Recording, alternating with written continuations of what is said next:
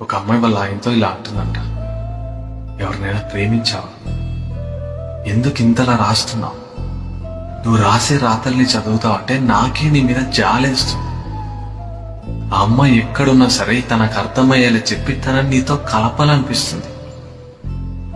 ఎందుకింత బాధతో రాస్తున్నావు అని అడిగిందంట.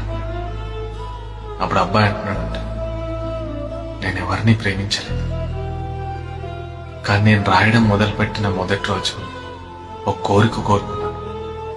నా జీవితంలో ఎవ్వరు ఉండరు నన్ను పెళ్లి చేసుకున్న అమ్మాయి తప్ప. తనకి నేను అర్థం కాకపోయినా పర్లేదు, నేను రాసే రాతలు అర్థం కావాలని గట్టిగా కోరుకున్నాను. ఒక విషయం చెప్పాలా, ప్రేమ అంటే ఏంటి అని ఎవరైనా నన్ను అడిగితే నేనేం చెప్పలేను.